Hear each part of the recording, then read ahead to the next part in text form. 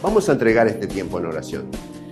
Bendito Dios y Padre Celestial, Dios Todopoderoso, Creador del cielo y la tierra, gracias te damos, Señor, porque tú estás aquí. Y Satanás, por más que quiera, no tiene autoridad. Así que gracias, Señor, Dios Altísimo, porque tu presencia es con nosotros, en cada uno de nosotros. Y tu palabra dice, y así está escrito, como un certificado, que donde hay 2 o 3 reunidos en el nombre de Jesús, allí está Él. Y tú cumples siempre tu palabra. Gracias, Señor, en el nombre de Jesús. Amén.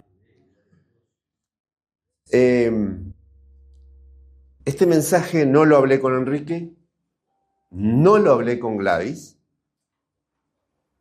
pero Gladys mencionó uno de los versículos que está dentro de lo que voy a hablar.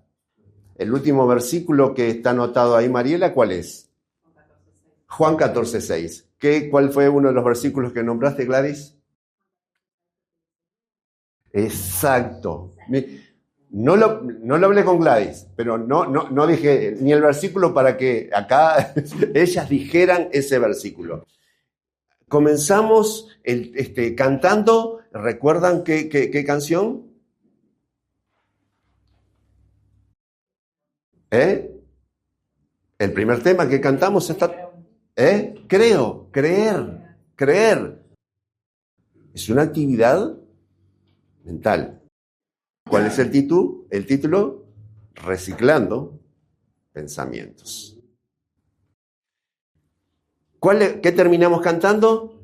Renuévame. Pensamiento. No, no nos pusimos de acuerdo, pero hay algo en común que nos une. Correcto. Bueno, algunos saben, y acá sí voy a comenzar con lo que había preparado. Generalmente tengo Biblias, muchas Biblias, saben que hasta regalo Biblias, tengo Biblias nuevas, pero me gusta usar Biblias hasta que no dan más, hasta que se me desarma en las manos, ¿no? Entonces, la que estaba usando últimamente ya se me estaba desarmando y estaba bastante remendada. Esta que traje y que comencé a usar hace poco tiempo está remendada, ¿ves? Pero hasta que no se me desarma, hasta que no encuentro ya rinconcito donde ponerle una nota, hacer algo, no la desecho. Entonces, claro, como no era la primera vez que la usaba, ya hace cuestión de 3, 4 semanas que la empecé a usar nuevamente, me encontré en Proverbios, porque dentro de los devocionales que hacemos con Gladys, generalmente leemos el proverbio del día, es parte de nuestra rutina cuando hacemos un devocional. Y algunos ya lo habrán escuchado porque lo manifesté en cierta ocasión, especialmente en la reunión de varones, un texto que figura acá y está en la primera página de Proverbios. No vayan a Proverbios porque no es de Proverbios, es una lectura que yo anoté aquí y se las voy a leer. Para lograr una transformación hay que tener conocimiento, ¿no? Para lograr una transformación hay que tener conocimiento, pues es la base de toda transformación, ¿no? El conocimiento me permite tomar decisiones correctamente sin pérdida de tiempo y me evita distracciones. Y la cita es de Romanos 12, 1 y 2. Se los puedo mostrar, están Proverbios y acabo de leer lo que allí noté. ¿Cuándo lo anoté? No sé. ¿Quién lo dijo? No sé. O sea que no tengo la menor idea. No creo que esto haya sido una creación mía. Puede ser que haya sido quizás un resumen de algo que escuché, pero es interesante lo que allí está diciendo. Así que vemos entonces, ahora sí podemos ir a Romanos 12, 1 y 2, que hay un pedido de Pablo ahí a los romanos, ¿no? Que dice, así que, o sea, por lo anterior que venía expresando en el capítulo 11, así que, hermanos, os ruego por las misericordias de Dios, ¿no? Que presentéis vuestros cuerpos en sacrificio vivo, santo y agradable a Dios. Presentar, o sea, ya hay un acto de la voluntad, hay una decisión, hay algo que yo tengo que decidir y que no estaba haciendo. ¿No? Dice, no os conforméis a este siglo, a este mundo, hay diferentes versiones que dicen eso, aquí dice a este siglo, sino que transformaos por medio de la renovación de vuestro entendimiento, para que comprobéis, ¿no?, cuál es la buena voluntad de Dios, agradable y perfecta. Entonces, es interesante esto que dice que si yo cambio mi manera de pensar, tengo una experiencia positiva, una experiencia favorable. Entonces, me puse entre las cosas a meditar y pensar. Estuve viendo en internet cuántos pensamientos tenemos diariamente. Estiman, y escuchen, y vuelvo a decir, estiman que entre 60 y 80 mil pensamientos diarios. Estiman, pero neurocientíficos con un escáner cerebral estudiaron personas y le ponían escáner por un minuto porque no pueden tenerla 24 horas y determinaron mediante ese escáner que hay 6.200 pensamientos en 16 horas de vigilia. Sea 60.000 o sea 6.200 en 16 horas, es una enormidad de pensamientos. De esos 6.200 pensamientos, el 10% son pensamientos nuevos.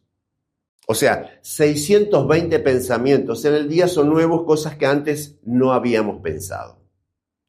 El otro 10% de esos 6.200, o sea, otros 620, son pensamientos positivos. El 80%, 4.960 pensamientos son negativos. Cosas que pensamos de otros o pensamos de nosotros mismos. Por eso, sabiendo Dios, eso es que nos pide que cambiemos esa estructura que tenemos de pensar, que hay que renovarla, que hay que cambiar. Y ustedes muchas veces analizan y vemos la sociedad y cómo está, y cómo la violencia y la cantidad de homicidios y los robos y esto y las guerras. ¿Y qué puede esperar si hay un mundo que vive alejado de pensamientos buenos, que solamente tiene un 10%, pero el 80% de sus pensamientos son malos, y no hacen nada para corregirlos? Y esto me llevó indefectiblemente, por lo menos a mí, en otra cosa que siempre veo que están los pensamientos, y es en la fe. ¿Qué dice que es la fe? Es pues la fe, la certeza de lo que se espera, o sea, también es algo que ocurre en nuestra mente, es parte de nuestra actividad neuronal, certeza de lo que se espera, la convicción de lo que no se ve. Y siempre lo manejamos desde un punto de vista espiritual esto, y es real, pero también es práctico. Ustedes saben que vivo a 15 kilómetros de acá. Y desde el momento que me subí al coche, al vehículo, al auto, como quieran llamarle, giré la llave y se prendió el motor. Piso un pedal y avanza, piso otro pedal y se frena. Si ustedes pretenden que yo les explique cómo funciona eso, no sé. Eso es certeza de lo que se espera. Porque yo espero que al pisar el pedal de más a mi derecha, el coche avance y que cuando yo pise el pedal del medio, el del freno, yo espero que el coche se detenga. Eso es certeza de lo que se espera. Ahora, convicción de lo que no se ve es, yo estoy casi seguro, a menos que alguien me diga lo contrario o yo vaya a verlo, que cuando piso el pedal del medio, se prenden las luces rojas de atrás. Porque si prendo para las luces naranjas para doblar a la izquierda o a la derecha, tengo en mi tablero un indicador que me dice está funcionando. Pero yo tengo la convicción de que al pisar el freno, además de detenerse el coche, se prenden las luces rojas de atrás. Eso es convicción de lo que no se ve. ¿Está? O sea, esa es la manera práctica de entender qué es pues la certeza de lo que se espera y convicción de lo que no se ve. No sabemos cómo ocurren esas cosas, pero sí tenemos, mediante la experiencia diaria, algo que nos permite ejercitar nuestra fe.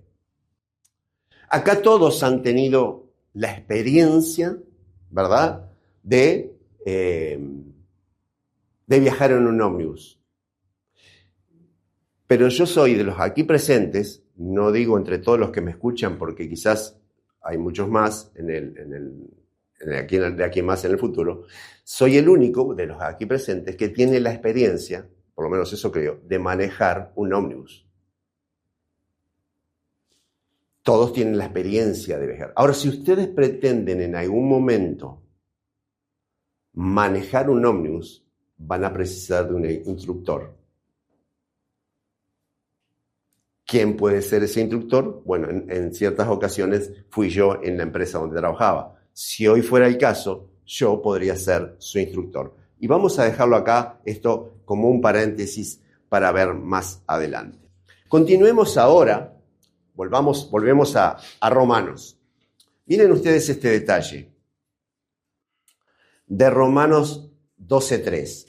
Digo pues, por la gracia que me es dada, o sea, Pablo escribe, a cada cual que esté entre vosotros, que no tenga más alto concepto de sí del que debe tener, sino que piense sí con cordura, conforme a la medida de la fe que Dios repartió a cada uno. Dios nos repartió, no dice que a unos le dio más y a otros le dio menos. A todos nosotros Dios nos dio músculos. Esos músculos hay que ejercitarlos para mantenerlos fuertes, porque si no se atrofian. Entonces, la fe, esa medida de fe que Dios repartió, es una capacidad de creer. Y nosotros tenemos esa capacidad de creer. ¿Cómo la tenemos? Pues en el ejemplo que les decía de conducir el auto, fe es eso, es creer. La fe está mezclada en en ese océano de pensamientos que tenemos. Y no me quise conformar con la definición de Biblia, que es pues la fe, certeza de lo que se espera, convicción de lo que no se ve, sino que busqué en la Real Academia Española la definición de fe. Y dice, fe es conjunto de creencias de alguien, de un grupo o de una multitud de personas. O sea que se adapta muy bien a esto que dice que del final del versículo 3 de Romanos 2, que cada uno tiene una medida de fe. Es ese conjunto de creencias, ¿no?, que si bien Dios repartió a cada uno, nos hace, con los que compartimos ese mismo tipo de creencias, un grupo, como el que estamos acá, pero una multitud con todos los cristianos a lo largo y ancho del mundo. Así que ese conjunto de creencias, esa medida de fe, está dentro de ese océano de 6.200 pensamientos que tenemos. Y es muy relevante el saber en qué estamos creyendo. Porque podemos ir ahora, y volvemos a Hebreos 11:4, ahora volvemos a Hebreos, pero a Hebreos 11:4, y allí figura los héroes de la fe. Y es interesante, y aunque les parezca mentira, tengo años en el Evangelio, y nunca me le había prestado atención, ¿por qué comienza con Abel y no comienza con Adán y Eva? Pues después que me di cuenta es muy sencillo. No. Adán y Eva tenían la experiencia de hablar y de estar con Dios. A mí nadie me puede enseñar cómo manejar un ómnibus. Desde los 30 años, hace más de 30 años que manejo ómnibus. Inclusive a mi edad aún renové el permiso para conducir ómnibus. Nadie me va a decir cómo tengo que manejar un ómnibus. A Adán y Eva nadie le va a decir cómo se tiene que relacionar con Dios. Porque ellos sabían cómo relacionarse con Dios. Por eso ellos no necesitaban, no son héroes de la fe. Ahora, nosotros tenemos que creer en lo que nos dice este libro. Pero voy a seguir con el ejemplo ahora del instructor. Si yo me figuro como instructor de un ómnibus, Adán y Eva fueron los instructores para Caín y Abel de cómo se debía adorar a Dios. Pero, para que esa información no se desvirtúe, en nuestra empresa teníamos un manual para que si el instructor se olvidaba de algo que había informado verbalmente, quedaba el manual escrito que tenía el que ingresaba ser responsable de leerlo y de cumplir, porque si no había sanciones. Y todos los que hemos trabajado en alguna empresa, por lo general, más o menos, más allá de que tenemos un instructor que nos enseña el trabajo, qué debemos hacer, cómo lo debemos hacer, sabemos que hay normas dentro de la empresa. Cosas que van a estar bien y pueden ser premiadas y cosas que están mal y pueden ser castigadas. El conjunto, ese manual, la voluntad escrita del director de esta empresa está acá, en la Biblia. O sea que si yo no leo el manual y cometo algún error, soy responsable, ¿no?, de haber desobedecido, porque tengo la obligación de saberlo. Y no va la excusa de que no sabía, porque por lo menos en la norma jurídica uruguaya, el desconocimiento de la ley no me exime de culpa. Siempre soy responsable. No puedo decir, yo no sabía. No, si no sabía se tenía que haber informado. Así que tenemos este detalle. Por eso Adán y Eva no están ahí. Pero miren ustedes, por la fe Abel ofreció a Dios más excelente sacrificio que Caín. Bien, por no hacerlo largo no vamos a ir a Génesis. Pero ustedes saben, ¿no?, que Abel ofreció un sacrificio de sangre, ofreció corderos, y eso agradó a Dios. Caín, por lo tanto, ofreció, como él era agricultor, proveyó de lo que había de campo. choclo, acelga, zanahoria, repollo. Se llevó la verdulería y se la ofreció a Dios. Pero no era lo que Dios había indicado. ¿Cómo sabía Caín y Abel cuál era lo correcto? Por sus instructores, sus padres. Pero,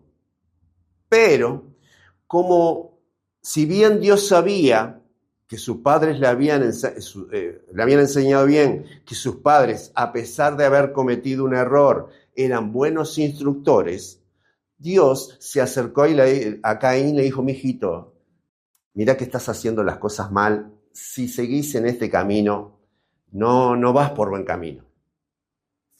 Mejor tómate tu tiempo, pensalo bien y hacé las cosas que tenés que hacer. Y ustedes saben que Caín no escuchó lo que Dios le dijo y que se terminó en siendo el primer homicida de la historia humana. Porque él dijo: no, a mí nadie me va a decir lo que yo tengo que hacer. Yo ya lo hice y si te gusta como está, lo aceptás. Y si no, también. El orgullo, su ego, se entronizó y dejó a Dios de costado. Y él se creyó el dueño de la verdad e hizo las cosas como le parecía. No reconoció a Dios por encima de él, cometiendo esa idolatría de ser él el que tenía la verdad, a pesar de las advertencias. Esa capacidad de creer que vimos en Romanos 12:3 es lo que le llevó a Caín a creer desmedidamente en sí mismo. Porque dice allí en Romanos 12:3, dice que no tenga más alto concepto de sí del que debe tener. Caín se creyó más que su hermano y más que sus padres, que le habían dicho cómo tenía que ser. Pero es comprensible que él tuviera esa conducta, porque su mamá había sido igual.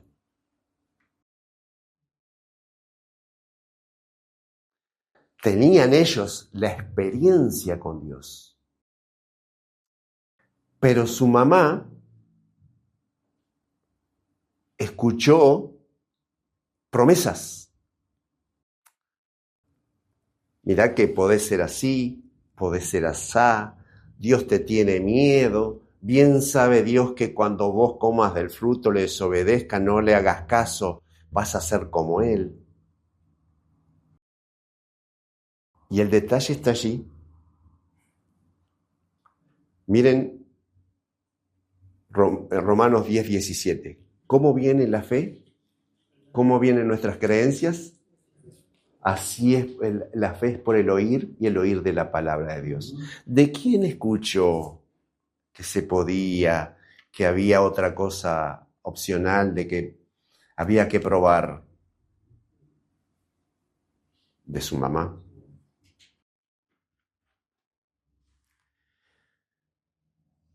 Entonces ellos, tengan ustedes que Adán y Eva fueron hechos a imagen y semejanza de Dios.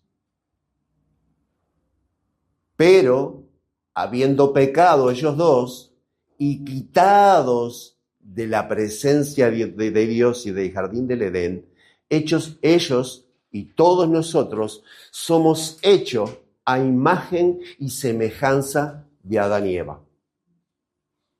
Seguimos teniendo lo que Dios nos dio, esa capacidad de creer, esa medida de fe. que la ejercitamos todos los días. Por ejemplo, como les decía, en el tema del manejo, en el tema de sentarse en estas sillas que tenemos. Es un ejercicio de fe, porque si tuviéramos mucho peso, excedido de peso, no nos sentaríamos en una de estas sillas, porque no tendríamos confianza de que ella nos sostiene. Entonces, tenemos esa capacidad de creer en mentiras y en engaños. Qué triste se ha convertido nuestra vida creyendo en promesas que no se cumplen. Nos acarrea dolor, nos acarrea tristeza, nos acarrea mucha pérdida de tiempo. Porque como leía en Proverbios, lo que leía en la cita que tengo acá de Proverbios y que escribí en la primera página de Proverbios. El conocimiento me permite tomar decisiones correctamente, sin pérdida de tiempo, y me evita distracciones. ¿Cuántas veces, cuántos tiempo perdido, cuántas cosas nos hubiéramos ahorrado si hubiéramos tomado decisiones conforme al manual del Creador? Y dice acá en Juan 14:6, y Jesús le dijo: yo soy el camino, la verdad. Jesucristo es la personificación de la verdad. Y miren la historia desde que comienza en Génesis 3. Satanás es la personificación de la mentira. Jesús es la personificación del camino.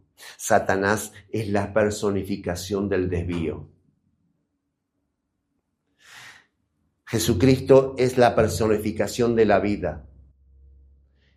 Satanás es la personificación de la muerte. No porque no vayamos a morir cada uno de nosotros, que tenemos una vida física determinada por Dios, que como máximo es de 120 años, también figura en Génesis.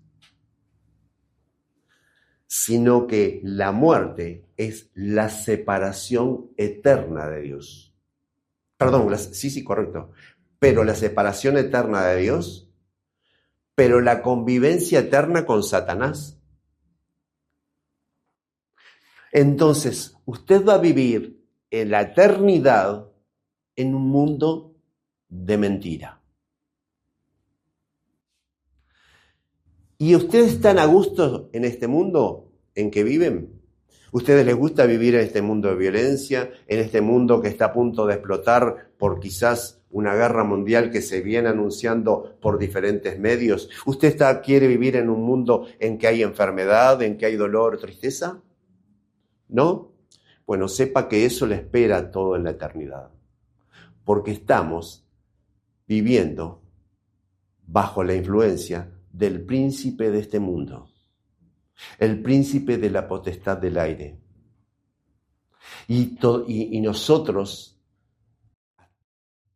inclusive nosotros que hemos sido redimidos, o sea, rescatados, sufrimos esas consecuencias. Imaginen ustedes lo que le espera a todas esas personas que están tomando decisiones contrarias al camino, contrarias a la verdad y contrarias a la vida. Supongamos que hoy es 5 de agosto de 1945. Estoy en la ciudad de Hiroshima. Pero tuve la posibilidad de hoy viajar hacia esa fecha. Soy un viajante del futuro que Dios me permitió. Es más, sé hablar japonés. Usted sabe que al otro día va a caer la bomba atómica. ¿Qué va a hacer? Unos me dicen que se van a ir. ¿Y el resto de la gente que está ahí? ¿Las va a dejar morir?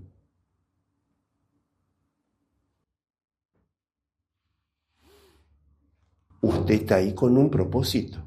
Salve la mayor cantidad de gente que pueda, aunque no le crean.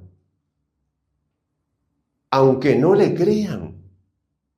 Usted sabe que tiene hasta el amanecer para anunciar. No va a dormir. No puede dormir sabiendo que va a haber millones de personas que van a morir en esa ciudad. Es más, se va a ir hasta Nagasaki caminando porque sabe que 3 días después va a caer otra bomba allí.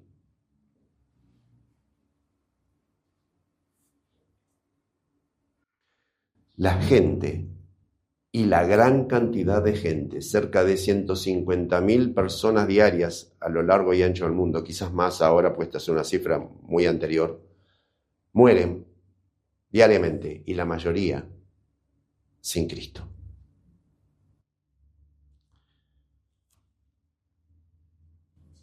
Dios nos está utilizando a nosotros para avisarle a todos esos Caín que están en el mal camino. No nos creamos que porque Dios se agradó de nosotros, por ese sacrificio que hacemos de venir a la iglesia, de dar ofrenda, de orar, de leer la Biblia, es suficiente. Tenemos una responsabilidad ante toda esa gente que se está muriendo. Así que, hermanos, les ruego y voy a volver ahora a Romanos 12, 1 y 2. Dice que por las misericordias de Dios, Dios ha sido misericordioso con ustedes, que presentéis vuestros cuerpos en sacrificio vivo. Sacrificio. Es pasar dificultad, es molestarse, quizás en visitar a alguien, en llamar a alguien, hacer un llamado telefónico. Quizás le moleste, le incomode hablar con esa persona.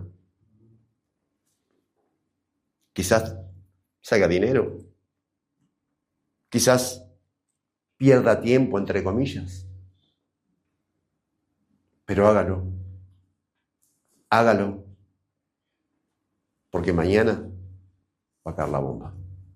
Dios les bendiga. Vamos a orar. Bendito Dios y Padre Celestial, te doy gracias, Señor, en esta mañana por tu palabra, porque siempre es viva y eficaz y más penetrante que espada de 2 filos. Y por ella, Señor, queda en tus manos. Puede caer entre espinas. Señor, que no haya espinas entre mis escuchas. Puede caer entre piedras, que no haya piedras entre mis escuchas. Puede caer al borde del camino. Señor, espanta a los pájaros para que esa semilla no sea comida. Que haya buena tierra, Señor, para que esta semilla sembrada por ti a través de mí lleve fruto al 100%. En el nombre de Jesús. Amén. Amén. El Ministerio Palabra de Vida desea conocerte. Síguenos en nuestras redes. Instagram, palabraDeVida.uy. Facebook, Palabra de Vida Uruguay. YouTube, Iglesia Evangélica Palabra de Vida. WhatsApp, 094 226 411.